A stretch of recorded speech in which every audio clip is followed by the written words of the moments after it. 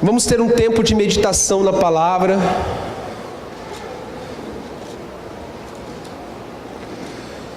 Mateus capítulo 24.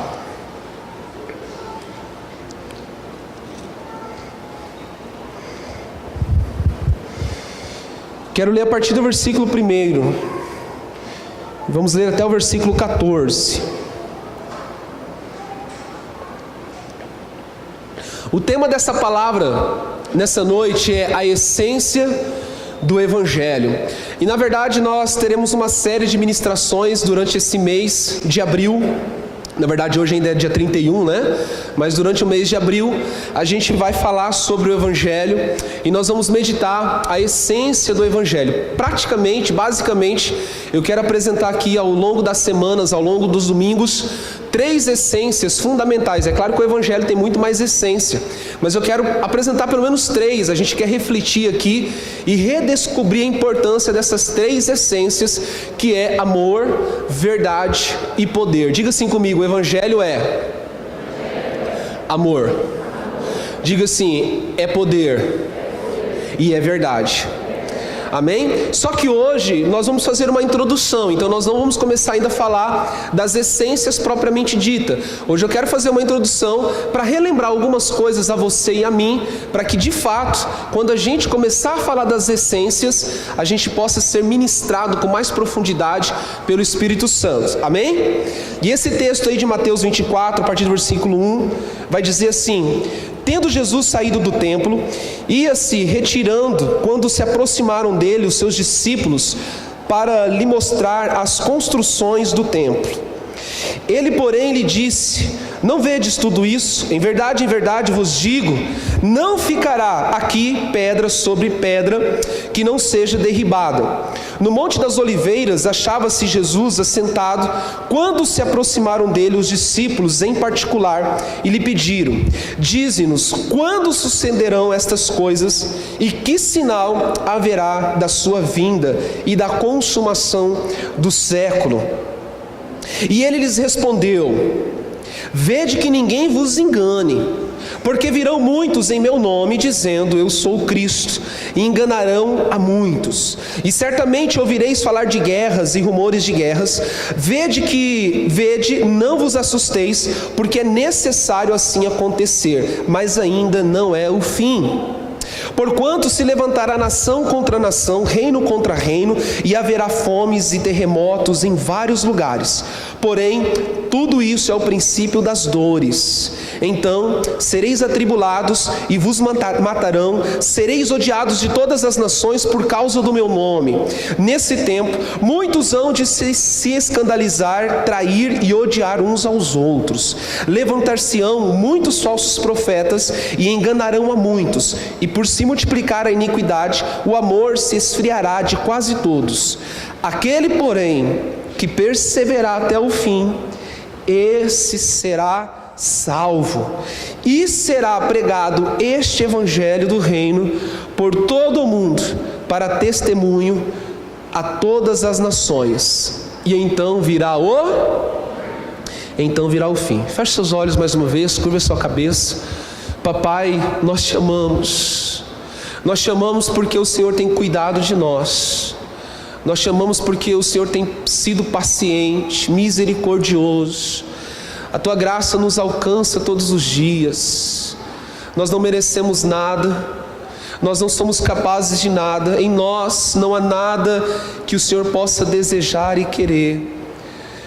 Nós te amamos, Pai, porque o Senhor nos amou primeiro. E nós nos submetemos nessa noite ao poder, à autoridade, à revelação da sua palavra. Nós queremos de fato, Deus, ouvir a sua voz. Aqui existe um povo que precisa ouvir a sua voz, Deus, não a voz simplesmente de um pregador, mas precisa ouvir o Senhor falando em cada coração.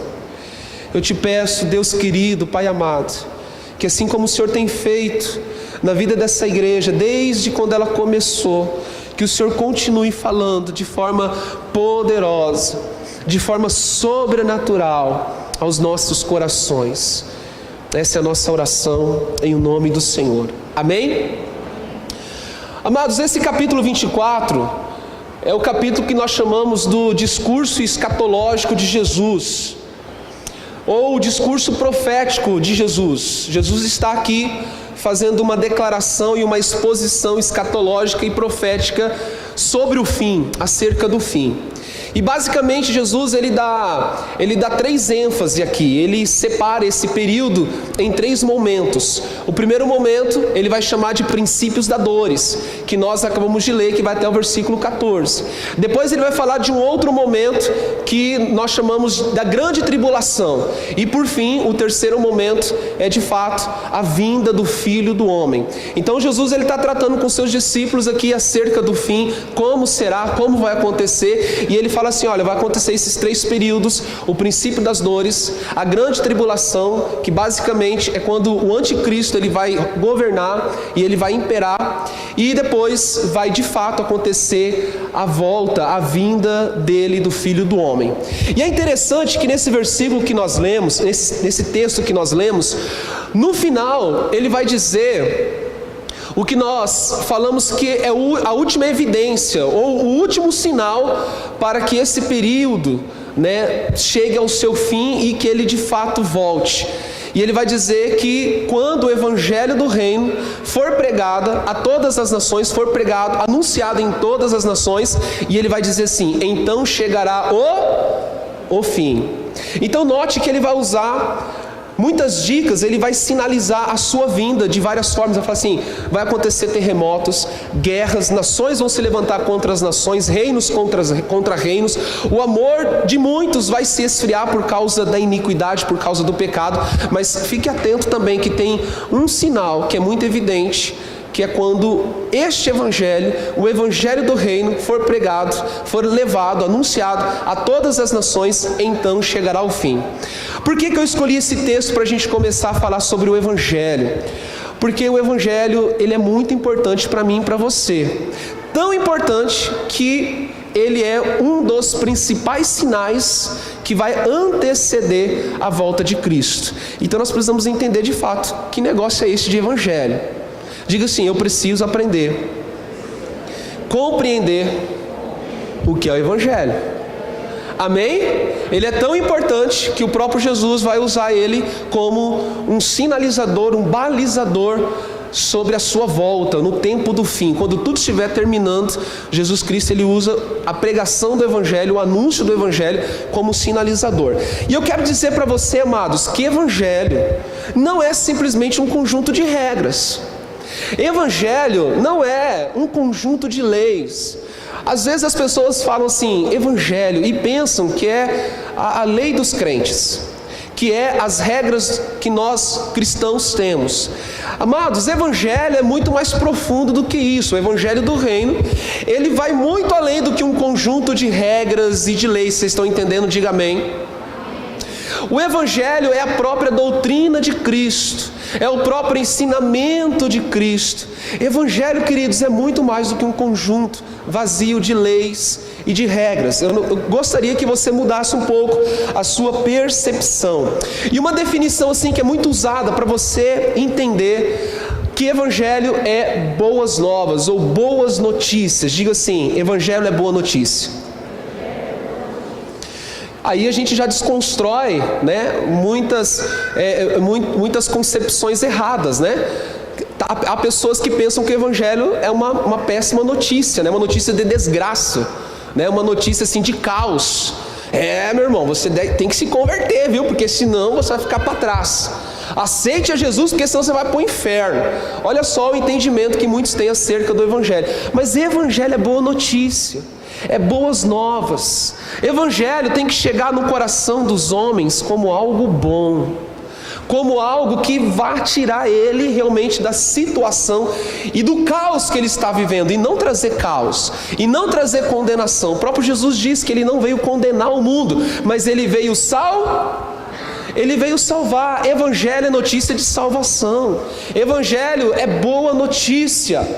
E nós precisamos então reformular a nossa doutrina acerca do evangelho. A gente não pode, queridos, tentar conquistar e ganhar as pessoas pelo medo. É claro, no reino de Deus, no evangelho de Cristo, nós precisamos desenvolver uma vida de temor, uma vida de seriedade, uma vida de amor sincero ao Senhor, uma vida de santidade, uma vida de consagração, mas não medo. O apóstolo João vai dizer que no verdadeiro amor não há medo, e que o amor lança fora todo medo. Então, se alguém for evangelizar você e começar a assustar você, e começar a dizer coisas terríveis para você, querer gerar medo em você, amado, você pode falar assim: olha, você está equivocado acerca do Evangelho, porque o Evangelho do reino de Deus é boas notícias. Evangelho é boas novas de salvação. Vocês estão entendendo? Diga amém. Amém. Então, queridos, antes da gente falar, sobre as essências, como eu disse, nós vamos começar a semana que vem a falar sobre as essências.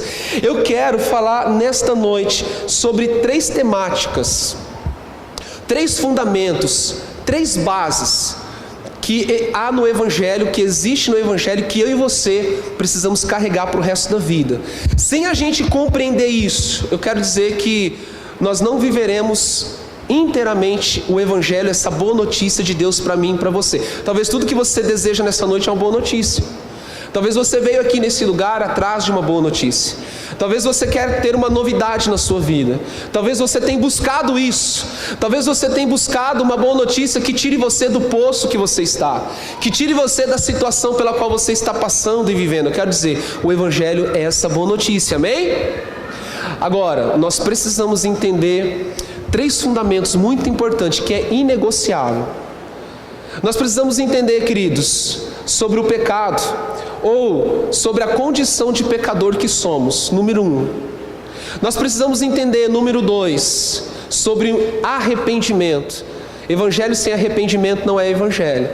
E número 3, nós precisamos entender de fato o que é salvação, o que é ser salvo. Essas 3 temáticas fazem parte do Evangelho, esses 3 fundamentos fazem parte do Evangelho, e eu e você não podemos esquecer e nem negociar isso. Diga assim comigo: o fundamento do Evangelho é alcançar o pecador através do arrependimento para conduzi-lo à salvação. Pronto.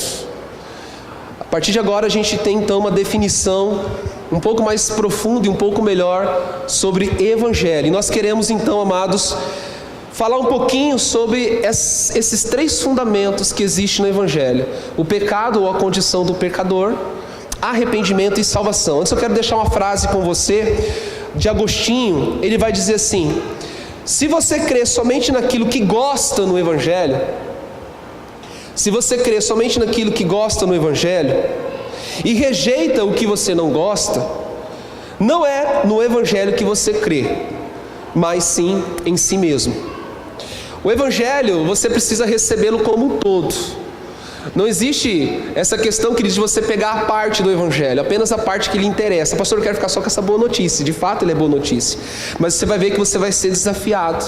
Você vai ver que o Senhor Deus, o Espírito Santo, ele vai constranger você em amor, lembrando sempre, amor, mas ele vai constranger você a mudar de vida, a ter uma transformação profunda na sua vida, na sua família.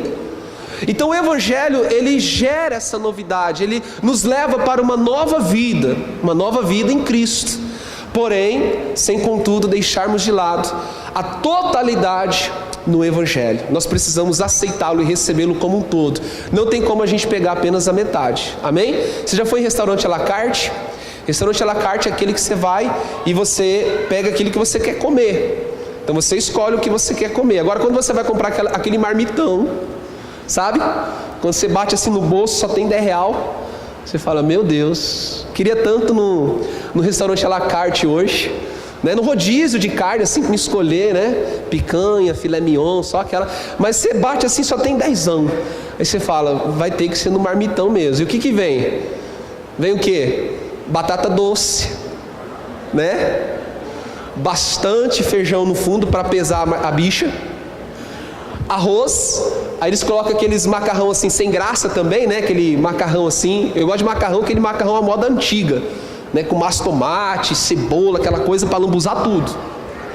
Aí eles colocam um macarrãozinho fino, sem graça, base de alho ali. Que mais? Vem uma coxona de frango, não vem? As marmitas que eu compro é assim. E aí, bife? Não, no máximo uma bisteca, porque tem que vir um pedaço de osso bem grande para também completar ela. Então, não tem como você escolher, você tem que comer aquilo. Agora, quando você vai num restaurante à la carte, né, você... só na saladinha, né, para quem é fitness. Evangelho, queridos, evangelho às vezes é aquela marmitona que você vai ter que bater mesmo, mas é o que sustenta você, é o que vai nutrir você, vai matar a tua fome, amém? E tem que comer tudo o que tem. Na mensagem do culto de hoje eu coloquei que a mesa está posta, a mesa está preparada para você e existe um lugar para você, reservado somente para você essa mesa. Só que, queridos, a mesa do evangelho tem que sentar e tem que comer, não pode ficar com, sei não, tem que comer, tem que se alimentar, tem que nutrir a sua alma e o seu coração. Glória a Deus. Então vamos lá, amados, nós não podemos deixar parte do evangelho, nós não podemos negociar o evangelho, nós não podemos pegar somente aquilo que nos interessa, nós não podemos simplesmente aplicar em nossa vida somente aquilo que para nós é o que nós queremos naquele momento, aquilo que é conveniente a nós. Evangelho tem uma totalidade e o Espírito Santo nos leva a compreender essa totalidade e viver a amplitude, a totalidade do evangelho para mim e para você. Não tem como negociar o evangelho. O grande problema, queridos, é que a gente tem tido e tem visto uma distorção. Tem tido não, misericórdia, aqui não tem distorção não. Mas a gente tem visto uma distorção do Evangelho de Cristo. A gente tem percebido, queridos, que muitas pessoas estão distorcendo aquilo que é a verdade, aquilo que é o Evangelho. Nós vamos ver isso no segundo domingo, terceiro domingo, que o Evangelho é verdade. Mas muitas vezes a gente quer trazer a nossa verdade para dentro do Evangelho. E a gente vai distorcendo, a gente vai desfigurando o evangelho, a gente vai alterando o evangelho, a gente vai anulando aquilo que é a essência do evangelho para viver aquilo que nos agrada. Então, como Agostinho falou, ou você crê no todo evangelho, ou aquilo que você está crendo é em você mesmo. Eu quero ler com você um texto que está em Romanos. Abra comigo em Romanos capítulo 3.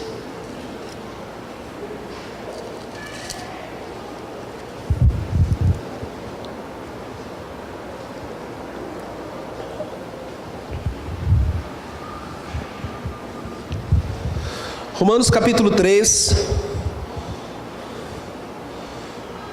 vamos ler do 9 ao 24. O primeiro fundamento, a primeira base do evangelho que eu quero falar com você nessa noite, é que o alvo do evangelho é o pecador. Evangelho que não alcança o pecador não é evangelho. Evangelho que não tem como alvo alcançar o pecador, a qual eu e você somos principais, não é evangelho. Olha só esse texto de Romanos capítulo 3, do 9 ao 24, vai dizer assim: qual a conclusão? Estamos nós em posição de vantagem? Não. Já demonstramos, portanto, que tanto judeus quanto gentios estão todos subjugados pelo pecado. Como está escrito, não há nenhum justo, nem ao menos um. Não há uma pessoa que entenda, ninguém que de fato busque a Deus. Todos se desviaram, tornaram-se juntamente inúteis. Não há ninguém que pratique o bem. Não existe uma só pessoa. Suas gargantas são como túmulos abertos. Usam suas línguas para ludibriar, enquanto debaixo dos seus lábios está o veneno da serpente. Suas bocas estão cheias de maldição e amargura. Seus pés são rápidos para derramar sangue. Os seus passos são marcados por destruição e miséria. Não conhecem o caminho da paz. Considerem que é inútil temer a Deus. Ora, sabemos que tudo o que a lei diz, o diz aos que estão sob o domínio da lei, para que toda boca se cale e todo mundo fique sujeito ao juízo de Deus. Portanto, ninguém será declarado justo diante dele, confiando na obediência à lei, pois é precisamente por meio da lei que chegamos à irrefutável conclusão de que somos todos pecadores. Repita comigo assim: somos todos pecadores. Somos todos pecadores. Continuando, Entretanto, nesses últimos tempos se manifestou uma justiça proveniente de Deus, independente da lei, mas da qual testemunham a lei e os profetas, isto é, a justiça de Deus por intermédio da fé em Jesus Cristo, para todas as pessoas que creem. Porquanto não há distinção, porque todos pecaram e destituídos estão da glória de Deus, sendo justificados gratuitamente por sua graça, mediante a redenção que há em Cristo Jesus. Deus o ofereceu como sacrifício para a propiciação por meio da fé, pelo seu sangue, proclamando a evidência da sua justiça. Por sua misericórdia havia deixado impunes os pecados anteriormente cometidos, mas no presente demonstrou a sua justiça, a fim de ser justo e justificador daqueles que depositam toda a sua fé em Jesus. Esse texto ele começa assim bem severo, né? É um texto assim que a gente lê e fala: meu Deus, né? Que lapada, que chicotada o apóstolo Paulo está dizendo. Está dizendo que não há ninguém que conheça Deus, não há ninguém que entenda Deus, não há um justo sequer. Está dizendo que os nossos pés, eles são velozes para praticar o mal. Enfim, a gente começa a ler esse texto e fala assim: será que eu sou tudo isso mesmo? Será que é de mim que o apóstolo Paulo está dizendo? Eu quero que você olhe para a pessoa amada que está do seu lado e diz assim: é sobre você mesmo. Não é outro, é você. Amém? Nós somos tudo isso, queridos. Nós somos tudo isso daí mesmo. E esse texto ele deixa muito claro a nossa condição.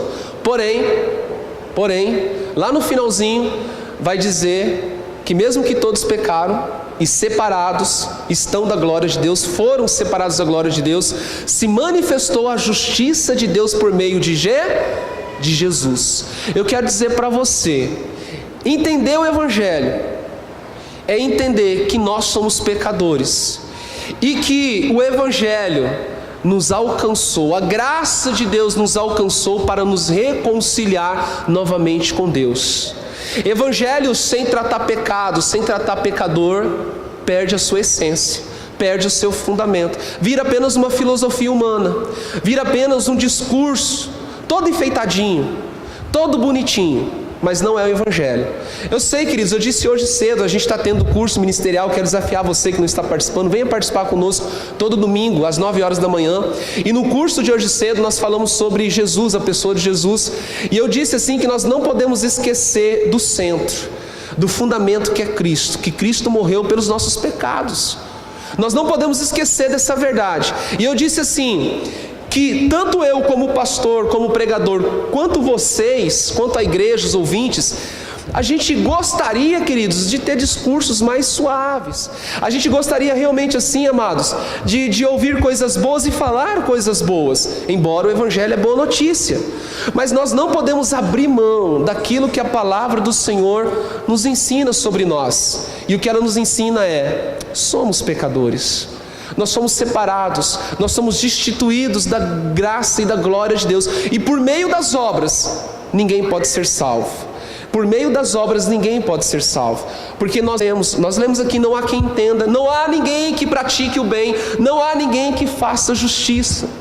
Então todos nós pecamos e fomos separados. Agora, o que é o Evangelho? Ou qual é a mensagem central do Evangelho? Deus manifestou a sua justiça sobre mim e a sua vida e nos reconciliou novamente com Ele. Amém? Existe uma boa notícia, existe uma solução para o pecador. Então, Evangelho sem tratar assunto do pecado e do pecador não é Evangelho. Nós precisamos entender isso. Agora, sobre pecado, queridos, eu quero dizer uma coisa muito séria para você, e você sabe disso. Como que nós somos ruins de reconhecer os nossos pecados, não é verdade? Essa semana eu estava ouvindo uma pregação do Luciano Subirá sobre entender e compreender os próprios erros, né? Pecado é erro. E ele diz assim, que o nosso problema não é a incapacidade de reconhecer erros. Nós somos até bons demais em reconhecer erro. Quando você vê algo de errado, você já reconhece, sim ou não? Claro. O problema, queridos, é que a gente é bom para reconhecer o erro dos outros. Agora, os nossos próprios erros, nós somos muito ruins. Então, o problema não é reconhecer o erro, o problema é reconhecer o nosso próprio erro. E nós temos uma dificuldade tão grande em lidar com o nosso pecado. entender que nós somos pecadores, como que a gente fica mascarando, como que a gente fica encobertando o nosso pecado, como que a gente fica enfeitando o nosso pecado. Por exemplo, temperamento. Pessoas iradas, pessoas irritadas, pessoas que realmente, queridos, respondem mal às outras, pessoas ignorantes, pessoas, perdão a palavra, pessoas chucras. Isso é pecado. Agora o que a gente fala? A gente dá uma enfeitada na coisa. A gente fala assim: não, é o meu temperamento. Juliana, é o meu temperamento. Você tem que aprender a conviver comigo, Juliana. Eu vou dar patada em você, eu vou mirar com você o tempo todo, mas eu sou assim. É o meu temperamento. Queridos, a Bíblia chama isso de pecado. É pecado e vai continuar sendo pecado, mesmo que a gente dê uma enfeitada. Então nós temos muitas dificuldades de reconhecer os nossos pecados. Mentira. A gente conta uma mentirinha aqui, uma mentirinha ali, mas a gente não. Eu só faltei com a verdade. A Bíblia fala que é pecado, é mentira. Então vai compreendendo, queridos, como que a gente tem dificuldade de enfrentar e compreender que somos pecadores. E aí a gente compromete o Evangelho. Porque o Evangelho é para alcançar o pecador. E o apóstolo Paulo vai dizer assim: o qual eu sou o principal. Vamos dizer isso? Diga assim: o Evangelho é para alcançar o pecador, o qual eu sou o principal. Se você entende esse primeiro passo, você está no caminho certo para compreender o Evangelho. E aí eu destaquei duas coisas, queridos, muito importantes, que nos dificultam a ter uma atitude, um posicionamento correto em relação aos nossos pecados. Primeiro, a nossa justiça própria. Como que nós temos um alto senso de justiça própria? Como que nós gostamos de nos defender, não é verdade? Como que nós gostamos de nos justificar? Como nós queremos nos defender o tempo todo, isso por causa da justiça própria, que é oriunda do orgulho. O orgulho nos faz ter justiça própria. Então quando você de repente vai orientar alguém, aconselhar alguém: meu querido, você está fazendo isso errado, isso é prejudicial a você, você vai acabar com a sua família se você continuar com essa prática, você vai destruir os seus negócios, você vai afastar as pessoas ao seu redor, você vai destruir a sua vida. Daqui a pouco você vai ver, você não vai ter nada, você não vai ter ninguém, você vai estar sozinho, isolado. Mude de atitude. Mas o senso de justiça própria nos diz: não, errados são as pessoas e não sou eu. Eu não estou errado, eu não estou pecando.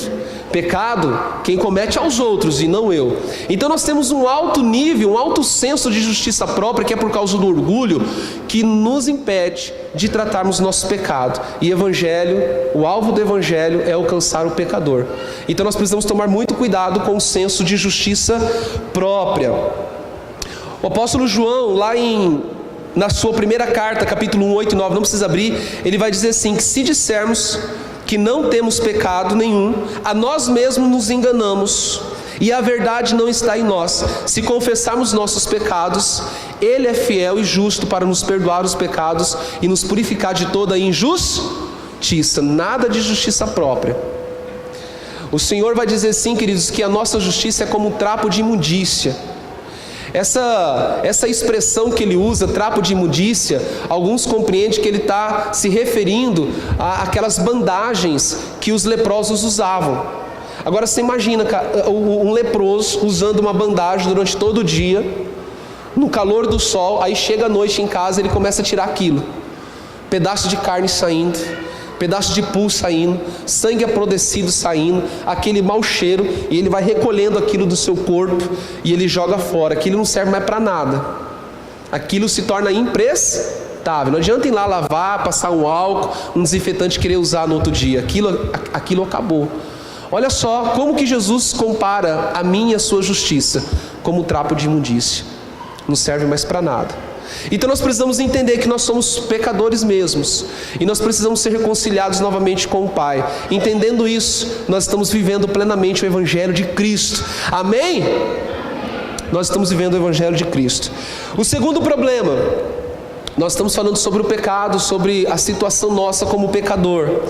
O segundo problema, queridos, é que nós desprezamos os alertas. Isso é muito legal, você vai entender. Nós desprezamos os alertas. Quais são os alertas que sempre estão diante de nós? Através da palavra, através do discipulador, através do pastor, através da pregação, enfim. Quais são os alertas? Cuidado, perigo, cuidado, perigo e é proibido. E você já percebeu que esses alertas nas nossas vidas, a gente tem muita dificuldade com eles? Por exemplo, você está em Dourados, 4 horas da tarde, numa segunda-feira, não tem estacionamento nenhum, e você está ali procurando, você precisa resolver um negócio, aí você vê um estacionamento, uma vaga assim de longe, piscando para você: vem em mim que eu estou facinho, facinho. Aí você dá aquela acelerada, aí ali, achei. Aí você estaciona, aí você olha do lado, tem uma plaquinha lá: não pode, é para deficiente, ou é para idoso. Você fica bravo com a placa. Fala a verdade, você fica. Eu fico. Dá vontade de chegar lá e derrubar a placa. Proibido. Não pode. Você passa na frente de um terreno, você vê lá: proibido jogar lixo. Não mexe com a gente. Essa sensação de proibição, esses alertas que o tempo todo é feito para nós, sabe? Olha, cuidado, perigo. Não vá por aí, não faça isso, é proibido.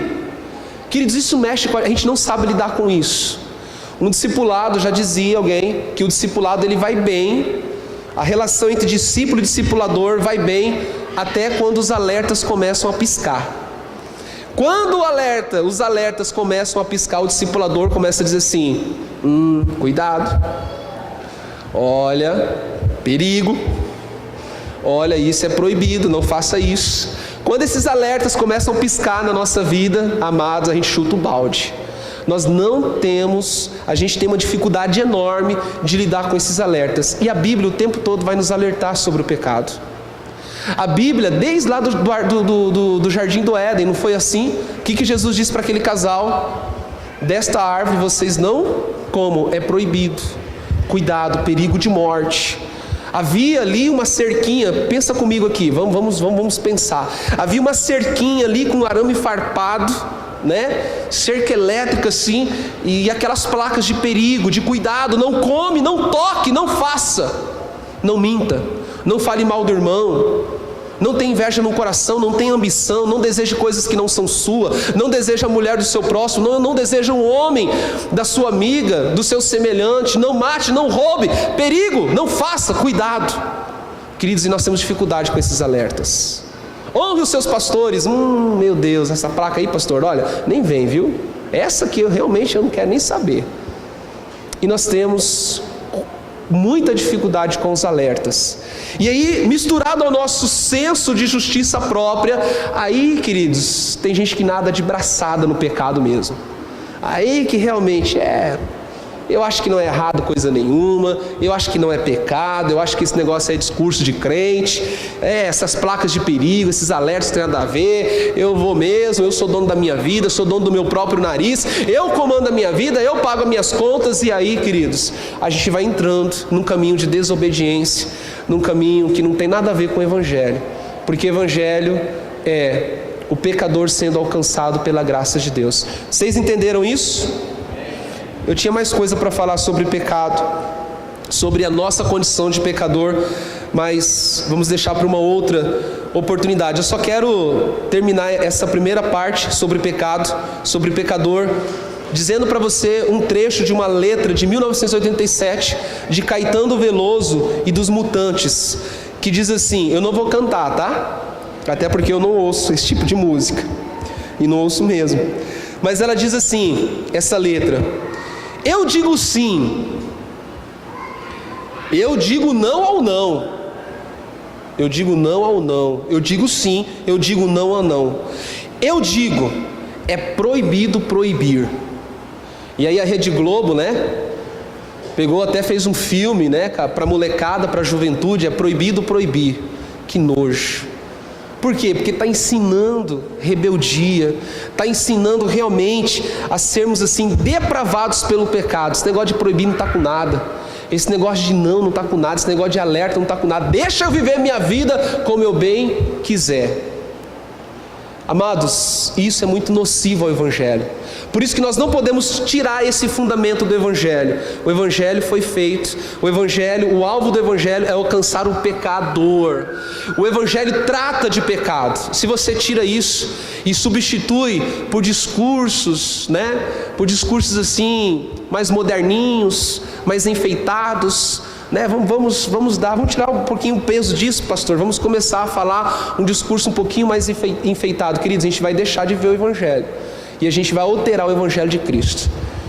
Amém? A segunda base do Evangelho, a gente já está terminando, tá, queridos? Olha só, Marcos, você que está com a Bíblia aí, abra Marcos capítulo 2, versículo 17.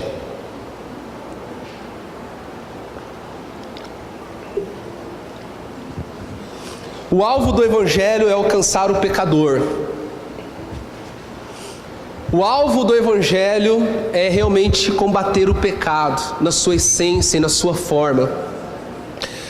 E Marcos 2, versículo 27, Jesus vai dizer assim: os sãos não necessitam de médico, mas sim os que estão doentes. Eu não vim chamar os justos, mas sim os pecadores ao arrependimento. Jesus está dizendo: o meu Evangelho não é para justos, até porque não há justo sequer, nenhum sequer.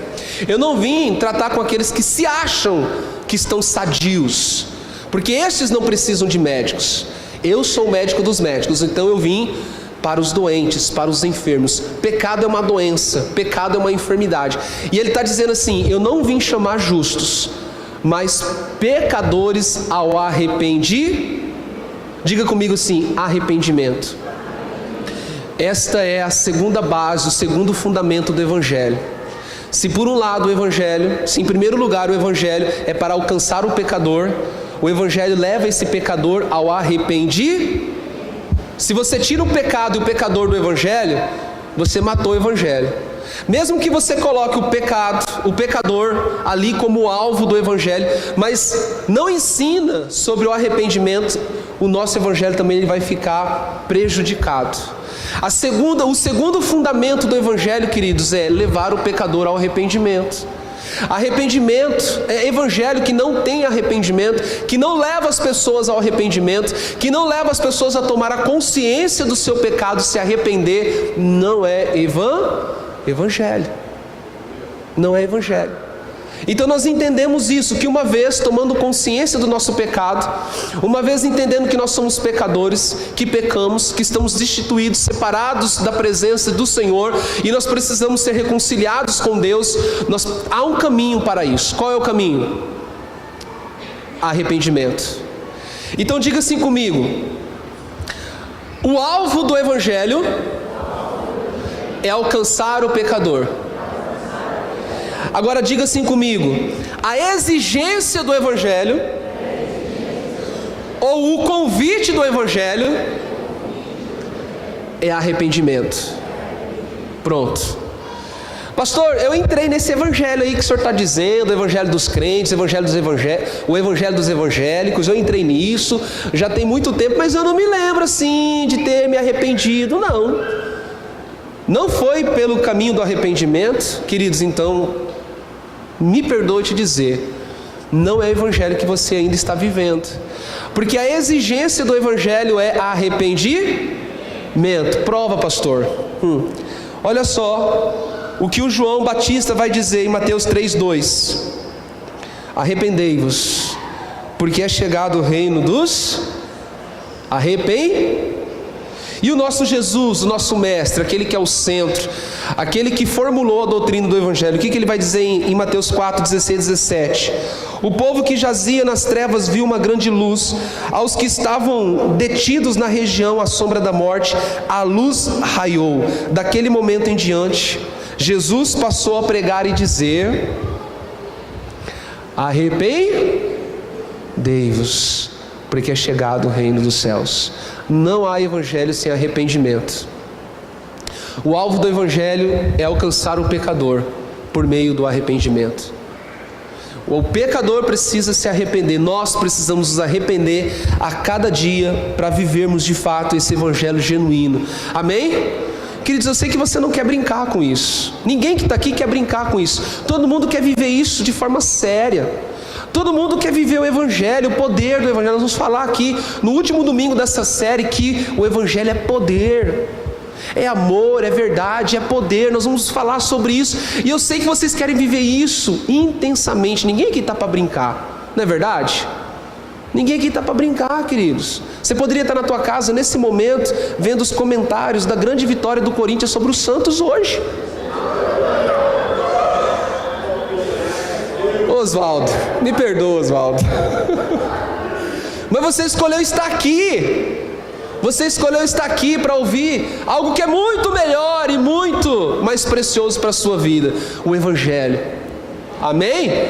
Então ninguém está para brincadeira aqui, queridos. Eu não estou para brincadeira, você não está para brincadeira. Você quer levar as coisas muito sério. Então se é para fazer, vamos fazer direito. Vamos entender de fato o que esse evangelho produz na minha e na sua vida.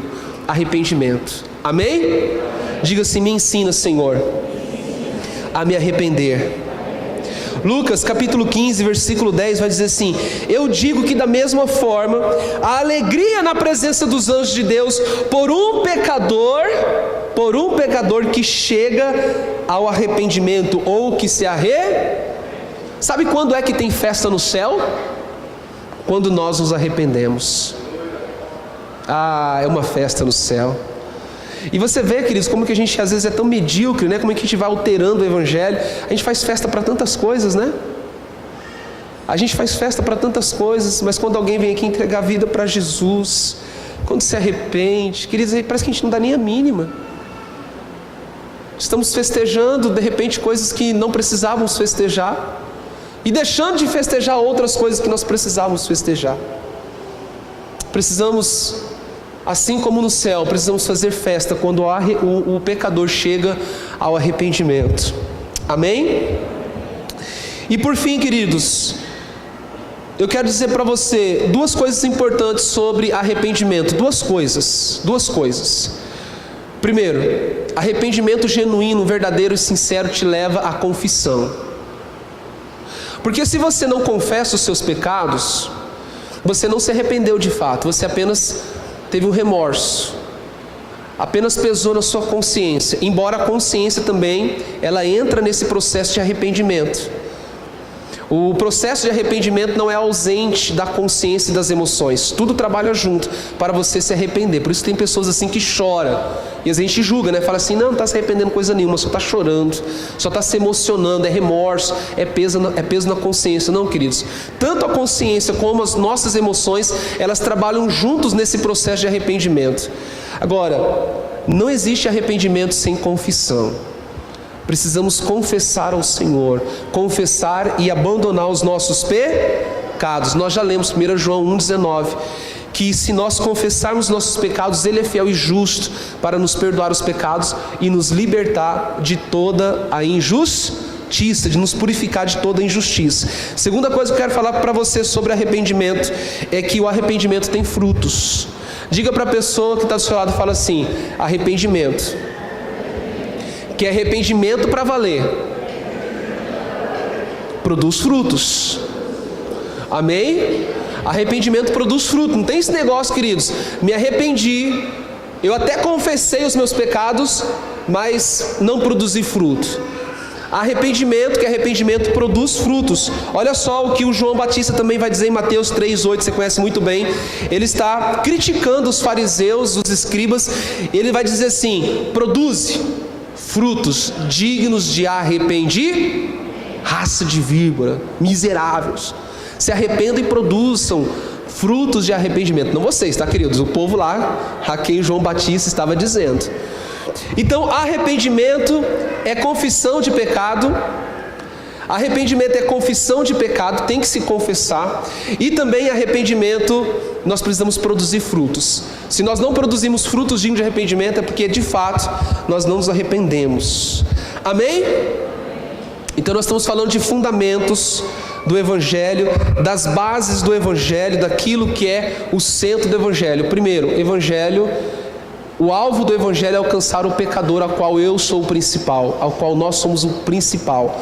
Segundo, por meio do arrependimento. Evangelho que não conduz as pessoas a se arrependerem não é Evangelho.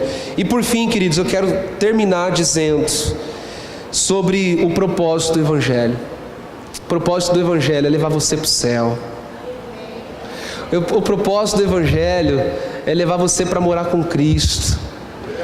O propósito do Evangelho é que quando chegar aquele fim que Jesus falou lá em Mateus 24, lembra? Então chegará o fim. E Ele vai dizer assim: perseverem.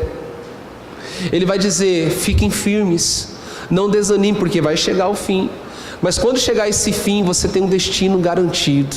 A eternidade está garantida para você, junto aos céus, junto com o Senhor. O propósito do Evangelho, queridos, é nos conduzir à salvação. O propósito do Evangelho não é outro. Pastor, não é me prosperar? É também te prosperar, porque é o Evangelho do Reino.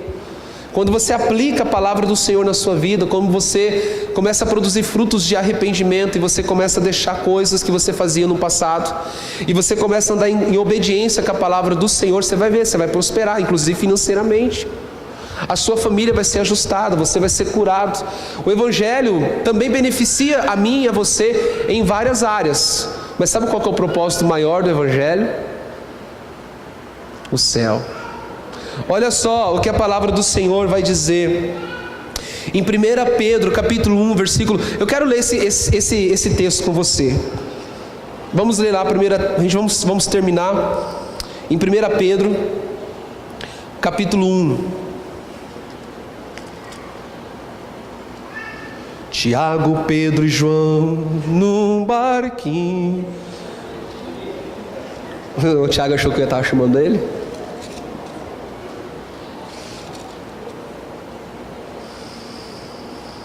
Primeira Pedro, capítulo 1, eu gosto muito desse texto. Vamos começar a partir do versículo 3. Você viu que nós lemos bastante a Bíblia hoje, né? Amém, glória a Deus, ler a Bíblia é bom.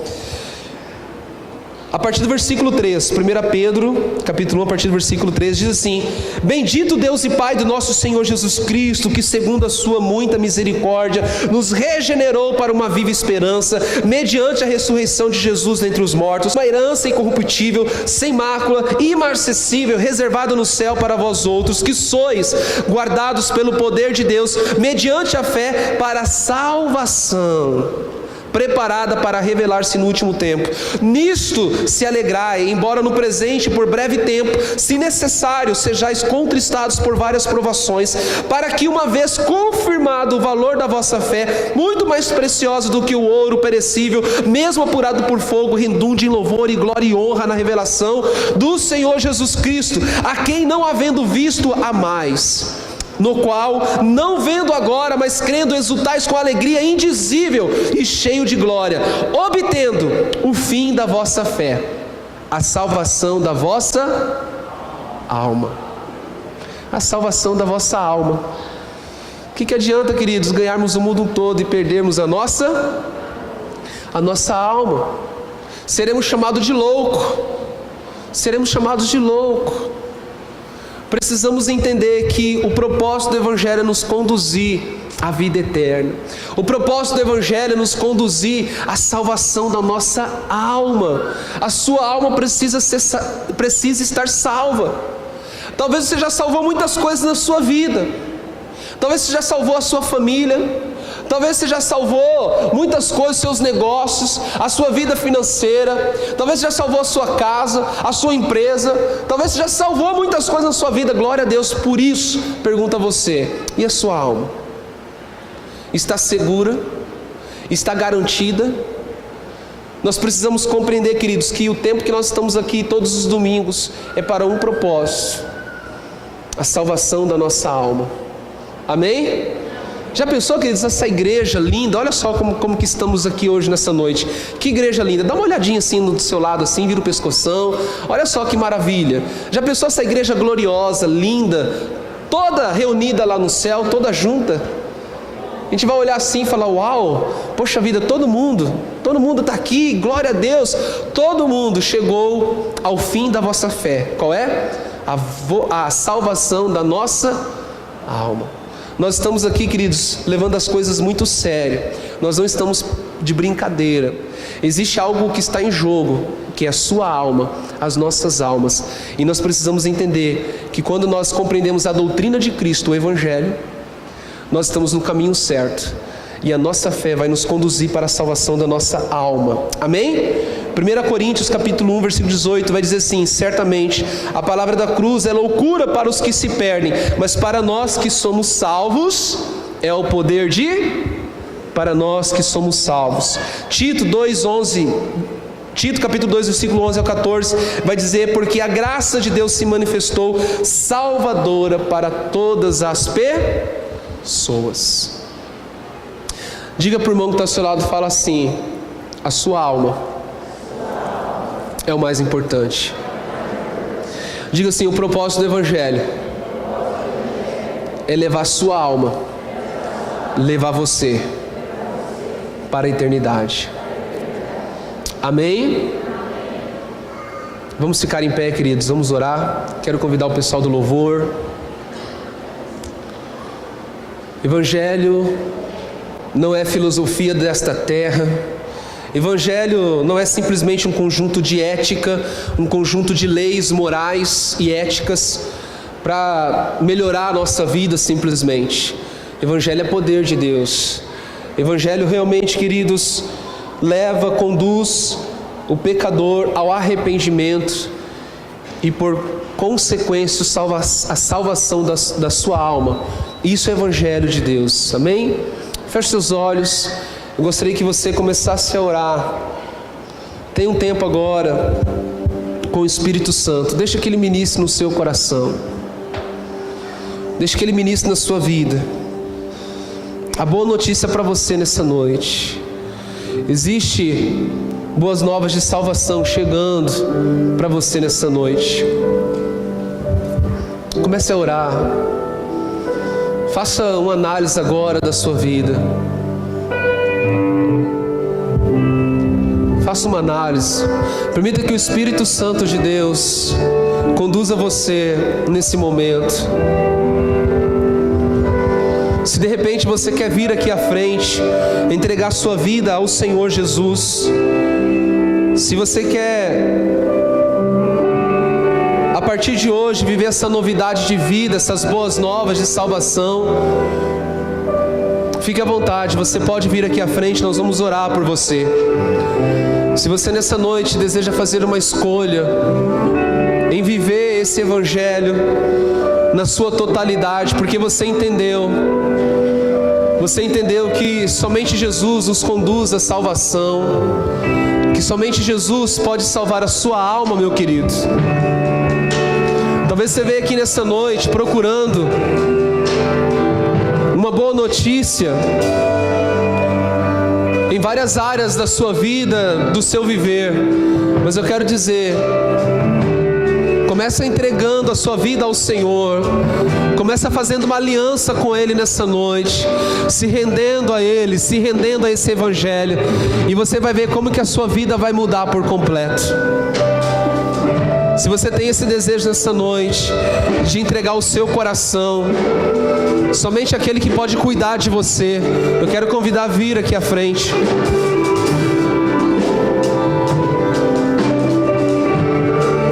Aleluias. Espírito Santo, completa a Tua palavra, Senhor, nos corações, completa a Tua palavra nas vidas. Nós precisamos, Senhor, compreender, Jesus, e submeter a Sua palavra ao Seu Evangelho. Espírito Santo, que a Tua igreja nessa noite, que os Teus filhos nessa noite recebam plenamente, Deus, o Senhor, que recebam plenamente, Deus, o Teu Evangelho,